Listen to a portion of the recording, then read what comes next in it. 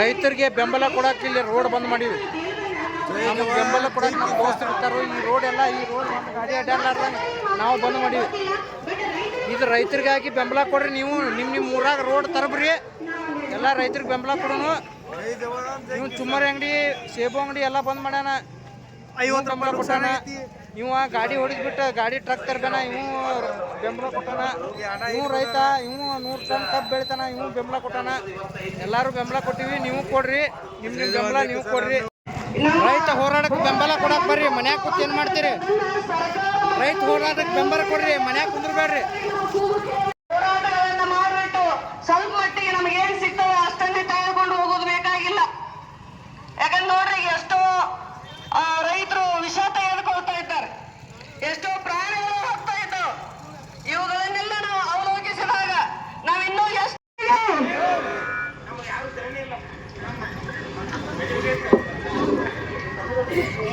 ಇಲ್ಲಿ ವೇದಿಕೆಯ ಮೇಲೆ ಆಸೀನರಾದಂತಹ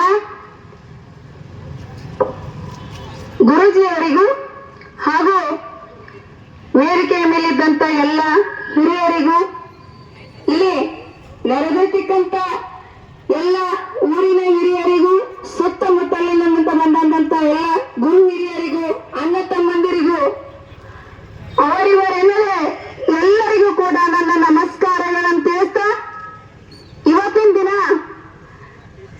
ಈ ಸ್ಟ್ರೈಕ್ ಯಾಕೆ ನಡೆದಪ್ಪ ಅಂತಂದ್ರೆ ಎಲ್ಲರಿಗೂ ಗೊತ್ತಿದ್ದಂತ ವಿಷಯ, ನಮ್ಮ ರೈತರಿಗೆ ಬೆಲೆ ಸಿಗಬೇಕು.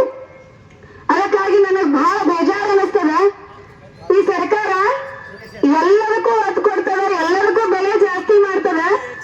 ನಾವು ದುಡ್ದಂತ ಅನ್ನವನ್ನು ತಿಂದು ನಮಗೆ ಮೋಸ ಮಾಡ್ತದೆ. ಈ ಆಕ್ಚುಲಿ ನಿನ್ನೆ ದಿನ ಮುಗಿದು ನಾವು ಬೇಡಿಕೆ ಇಟ್ಟಂತ ಬೇಡಿಕೆಯನ್ನ ಕೊಟ್ಟು ಮುಗಿಸ್ಬೇಕಾಗಿತ್ತು. ನಿಜವಾಗ್ಲೂ ಹೇಳ್ಬೇಕಂತಂದ್ರೆ ನಿನ್ನೆ ಇದು ಮುಗಿತದೆ, ಇಷ್ಟಕ್ಕ ನಮಗ ಅನೌನ್ಸ್ ಮಾಡ್ತದೆ ಗೌರ್ಮೆಂಟ್ ಅಂತ ನಾವೆಲ್ಲ ಅನ್ಕೊಂಡಿದ್ವಿ.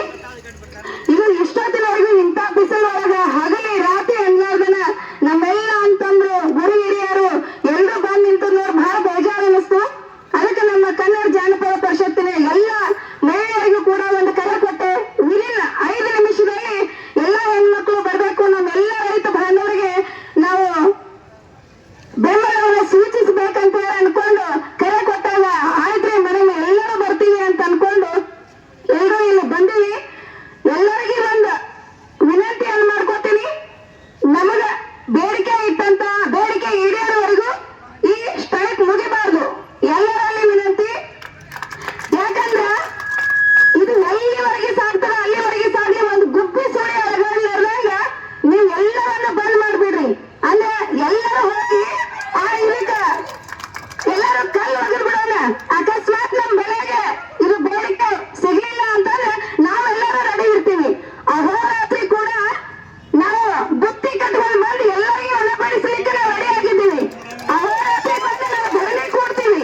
ನಾವೆಲ್ಲ ಹೆಣ್ಮಕ್ಳು ಕೂಡ ಸುತ್ತಮುತ್ತಲಿನವರಿಗೆ ಕೂಡ ಕರೆ ಕೊಡ್ತೀವಿ.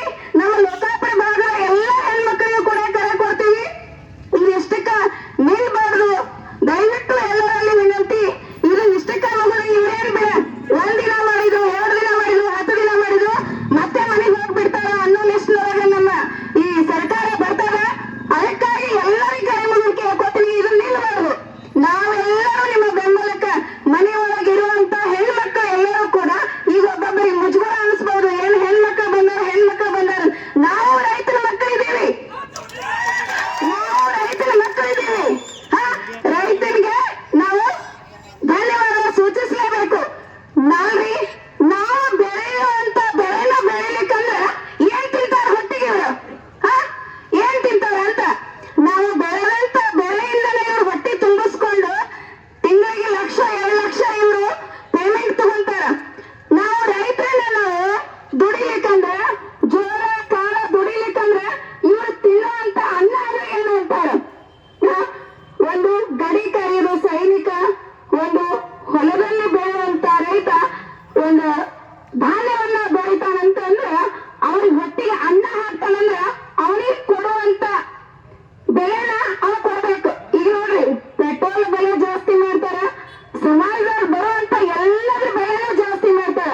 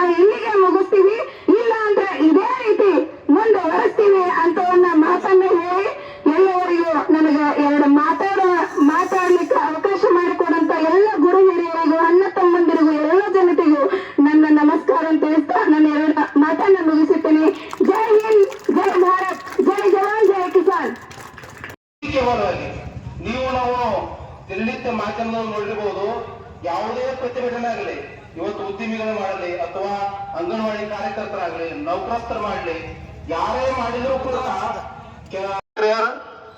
ಉದ್ದಿಮೆದಾರನ ಕೇಳ್ತಾ ಇದೀವಿ ನಾವು. ಅದಕ್ಕಾಗಿ ನಮಗ ಬೇಕಾದದ್ದು ಎಷ್ಟಪ್ಪ ಅಂತಂದ್ರ 3,500 ರೂಪಾಯಿ. ನಾವು 4,000 ಕೇಳ್ತಾ ಇಲ್ಲ, 5,000 ಕೇಳ್ತಾ ಇಲ್ಲ. ಪಕ್ಕದ ರಾಜ್ಯದೊಳಗ ಕೊಡ್ತಕ್ಕಂತ ಬೆಲೆನ ನಮಗ ಕೊಡ್ರಿ, ನಾ ಅದಕ್ಕಿಂತ ಹೆಚ್ಚಿಗೆ ಕೇಳಬೇಡ್ರಿ ಅಂತೇಳಿ ನಾವು ಈ ಒಂದು ಪ್ರತಿಭಟನೆಯನ್ನು ಮಾಡ್ತಾ ಇದ್ದೀವಿ. ಅದಕ್ಕೋಸ್ಕರ ಇಲ್ಲಿಂದ MP ಗಳು ಆರಿಸಿ ಹೋಗಿದಾರ, MLA ಗಳು ಆರಿಸಿ ಹೋಗಿದಾರ, MLC ಗಳು ಕೂಡ ಆರಿಸಿ ಹೋಗಿದಾರ. ಯಾರು ಯಾವುದ್ರ ಬಗ್ಗೆನೂ ಈ ಒಂದು ನಮ್ಮ ಪ್ರತಿಭಟನೆ ಬಗ್ಗೆ ಯಾರು ಮಾತಾಡ್ತಾ ಇಲ್ಲ. ಯಾಕ ಇವತ್ತು ಅವರು ಈ ಕೆಲವೇ ತಿಂಗಳಲ್ಲಿ ಎಲೆಕ್ಷನ್ ಸ್ಟಾರ್ಟ್ ಆಗ್ತದೆ, ಅದು ಗ್ರಾಮ ಆಗಲಿ ಅಥವಾ ತಾಲೂಕಾಗ್ಲಿ, ಆವಾಗ ಮನೆಗೆ ಬಂದ ಕೇಶ ಅವರು ಭಾಷಣ ಬಿಗಿತಾರ.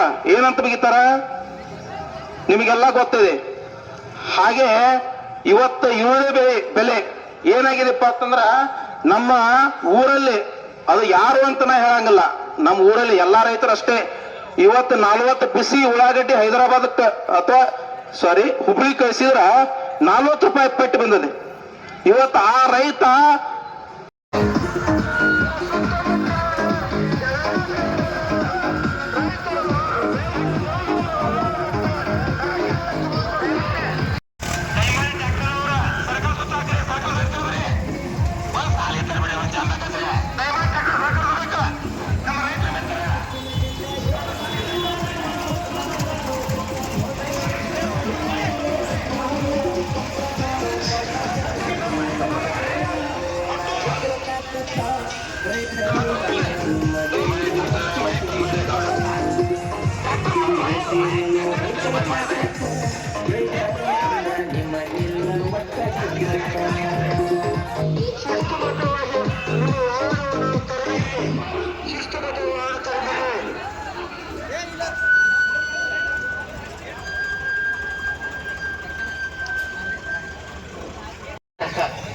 ಎಲ್ಲಾ ಲಾಭಗಳನ್ನ ಪಡ್ಕೊಂಡಿರುವ ನೀವು ಮತ್ತೊಂದು ಫ್ಯಾಕ್ಟರಿಗಳನ್ನ ಮಾಡುವ ನೀವು, ಕೋಟ್ಯಾನುಗಟ್ಟಲೆ ಕಿಮ್ಮತ್ತಿನ ಕಾರುಗಳಲ್ಲಿ ಸುತ್ತಾಡುವ ನೀವು, ನಿಮ್ಮ ಸ್ನೇಹಿತರ ನಿಮ್ಮ ಉದ್ಯಮಕ್ಕೆ ಅನುಕೂಲವಾಗುವಂತ ನಿಮ್ಮ ಜನಪ್ರತಿನಿಧಿಗಳನ್ನ ಆಯ್ಕೆ ಮಾಡುವಲ್ಲಿ ಫಂಡಿಂಗ್ ಮಾಡುವ ನೀವುಗಳು ನೇರವಾಗಿ ರೈತರಿಗೆ ಯಾಕೆ ನೀವು ಅವರಿಗೆ ಯೋಗ್ಯವಾದ ಬೆಲೆಯನ್ನು ಕೊಟ್ಟು ನೀವು ಸರಿದಾರಿ ಒಳಗೆ ಇಂಡಸ್ಟ್ರಿಯನ್ನು ಯಾಕೆ ನಡೆಸಬಾರ್ದು? ಪ್ರತಿ ವರ್ಷ ನೀವು ಈ ತಾಪತ್ರಯಗಳನ್ನ ಮಾಡ್ಕೊಳ್ಳೋದು ಅಷ್ಟು ಸೂಕ್ತ ಅಲ್ಲ.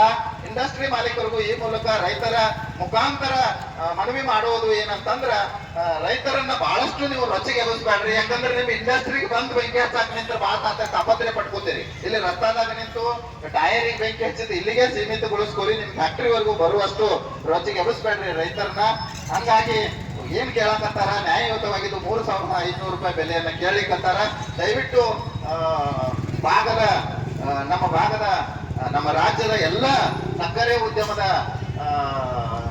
ಅಧಿಪತಿಗಳಂತ ಏನ್ ಅಂತೀವಲ್ಲ, ನಿಮಗ ಸಕ್ಕರೆ ಉದ್ಯಮದಲ್ಲಿರುವಂತಹ ನೀವೆಲ್ಲರೂ ನೀವು ಸಹಿತ ಈ ರೈತರ ಹೋರಾಟಕ್ಕೆ ಸ್ಪಂದನೆಯನ್ನ ಮಾಡಿ ದಯವಿಟ್ಟು ನ್ಯಾಯವನ್ನ ಈ ಮುಂದಿನ ದಿನಮಾನದಲ್ಲೂ ಸಹಿತ ಇಂಥ ತಾಪತ್ರಯಗಳು ಆಗದಂಗ ನೀವು ನ್ಯಾಯಯುತವಾಗಿ ಹೆಂಗ ಪ್ರತಿ ವರ್ಷ ಸಕ್ಕರೆ ಬೆಲೆಯನ್ನು ನೀವು ಹೆಚ್ಚಿಗೆ ಮಾಡ್ತಿರೋ ಹಂಗ ಕಬ್ಬಿನ ಬೆಲೆಯನ್ನು ಹೆಚ್ಚಿಗೆ ಮಾಡೋದ್ರ ಮುಖಾಂತರ ರೈತರ ಬೆನ್ನೆಲುಬನ್ನು ಗಟ್ಟಿಗೊಳಿಸ್ಬೇಕಂತ ತಿಳ್ಕೊಂಡು ರೈತರನ್ನ ಸಮೃದ್ಧವಾಗಿ ಅವರು ಹೊಲದಾಗ ಅವ್ರ ಜೀವನದೊಳಗೆ ಅವ್ರು ಇರುವಂತ ರಸ್ತೆಗೆ ಬರಲಾರದಂಗ ನೀವು ನೋಡ್ಕೊಂತೀರಿ ಅನ್ನುವ ಮಾತುಗಳನ್ನ ಹೇಳ್ತಾ ನನ್ನ ಮಾತುಗಳಿಗೆ ವಿರಾಮ ಕೊಡ್ತಾನೆ. ನಮಸ್ಕಾರ.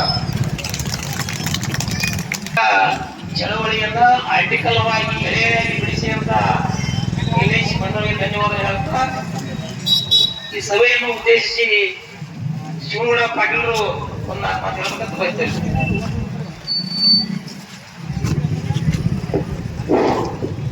ಕರ್ನಾಟಕ ರಾಜ್ಯ ರೈತ ಸಂಘಕ್ಕೆ ಒಂದಿಟ್ಟು ಯಾಕಂದ್ರೆ ತಾವೆಲ್ಲ ಇದ್ರು ಒದರಾಡಿ ನಮ್ಮ ಬೆಂಗಳೂರಿಗೆ ದನಿ ಹೋಗಿ ದನಿ ಬರ್ತೈತಿ, ನೀವ್ ಇಲ್ಲೇ ಹೋಗೋಣವಲ್ರಿ. ಯಾಕೆ ನನಗ ಹಿಂಗ ಒದರಾಡಿ ಈ ಲಾಚಿಗೇಡಿ ಸರ್ಕಾರದವ್ರ ಕಿವಿ ಕೇಳಂಗಿಲ್ಲ.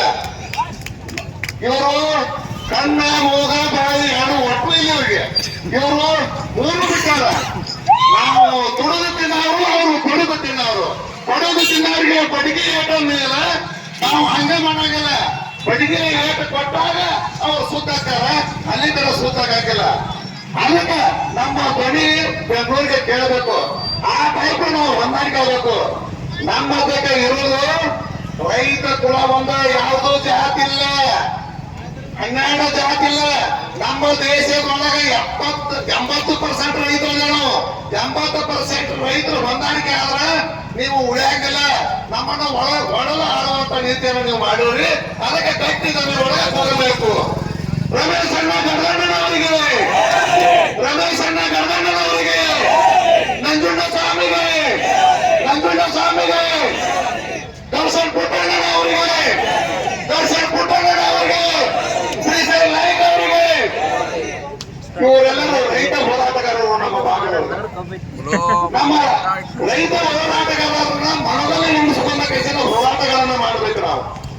ಯಾಕಂದ್ರೆ ಮುಂದಿನ ಪೀಳಿಗೆ, ಯುವ ಪೀಳಿಗೆಗಳ ಅವರು ಇವ್ರ ಹೆಸರು ಹೇಳಿದೆವು, ಅವರು ಒಂದು ಹೋರಾಟದೊಳಗೆ ಭಾಗಿಯಾಗಿ ಅವ್ರಿಗೆ ಒಂದು ನಾವು ಒಂದು ಇಂಥ ಹೋರಾಟದೊಳಗೆ ಭಾಗಿಯಾಗಬೇಕಂತ ಕೆಲಸದಿಂದ ನಾವು ಪ್ರಚೋದನೆ ಕೊಡಬೇಕು.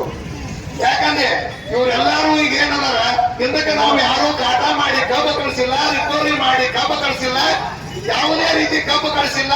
ಅವ್ರು ಬಡದು ತಿಂದಾರ. ಈಗ ಬಡದು ತಿನ್ನೋದು ಹೋಗೈತಿ, ನಿಮ್ಮನ್ನ ಹೊಡೆದು ತಗೋತೇವೆ ನಾವು. ಹಗಲು ರಾತ್ರಿ ದುಡಿದ ಕೆಲಸದಿಂದ ನಿಮಗೆ ಹೆಣ ಕಿಟ್ಟೆವು ಇಟ್ಟು ದಿವಸ. ಈಗ ನಮಗ ಬೆಳೆದಂತ ಬೆಳೆಗೆ ಲಾಭ ಬಹಳ ನಾವು ಲಾಭ ನೋಡಕತ್ತಿಲ್ಲ, ನಮ್ಮ ಸಂಸಾರವನ್ನು ನೋಡ್ಕೊಳ್ಳೋ ಅಂತ ಬೆಲೆ ಕೊಡುತ್ತೇವೆ.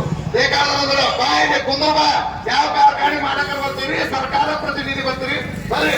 ನಾವು ಈಗ ನಮಗೆ ಲೆಕ್ಕಾಚಾರ ಗೊತ್ತಾಗೈತಿ, ಮೊದಲು ನಮಗೆ ಲೆಕ್ಕಾಚಾರ ಗೊತ್ತಾಗಿದ್ದಿಲ್ಲ.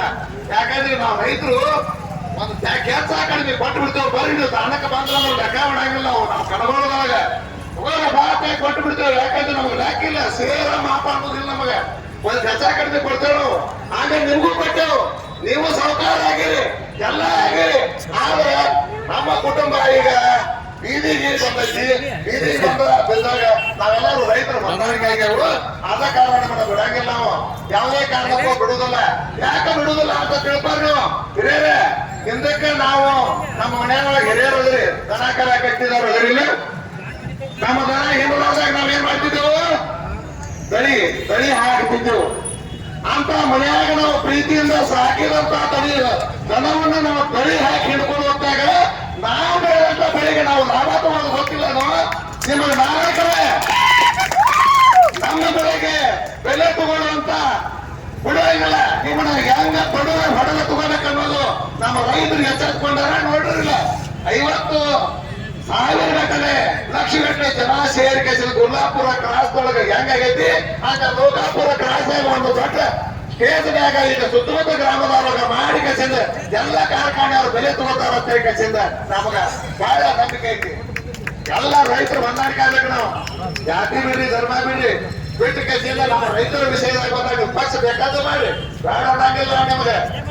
ಯಾಕಂದ್ರೆ ನಾವು ರೈತರ ಹೊಂದಾಣಿಕೆ ಆಗದ ಹೋದ್ರೆ ಮುಂದಿನ ದಿನ ಮಾಡುವಾಗ ನಮಗೆ ಉಳಗಾಲ ಇಲ್ಲ, ಯಾರೊಬ್ಬರಿಗೆ ಉಳಗಾಲ ಇಲ್ಲ.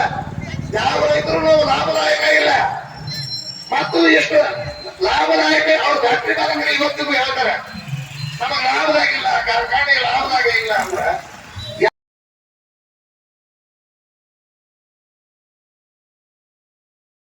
ಯಾವುದೇ ಇವರು ನುಕ್ಸಾನಾಗಿಲ್ಲ. 8 ದಿವಸ ಏನೈತಿ ಇವ್ರು ಕೊಂದಾಮಚಾಲೆ ಮಾಡ್ಕೊಂಡು ಒಟ್ಟರು ಅವರದಾರ, 2 ಪಕ್ಷದಾಗ ಅವರದಾರ. ಇವ್ರು 2 ಪಕ್ಷದಾಗ ಇರುವಂತ ಸಕ್ಕರೆ ಲಾಭಿ ಇದೆ. ಈ ಸಕ್ಕರೆ ಲಾಭಿಯನ್ನ ಮುಡಿಸುವಂತ ಶಕ್ತಿ ನಮ್ಮ ರೈತರಿಗೆ ಬಂದೈತಿ. ಈಗ ನಾವು ಹೊಂದಾಣಿಕೆ ಆಗ್ಯಾವ, ಯಾವುದೇ ಕಾರಣಕ್ಕೂ ಇಲ್ಲ.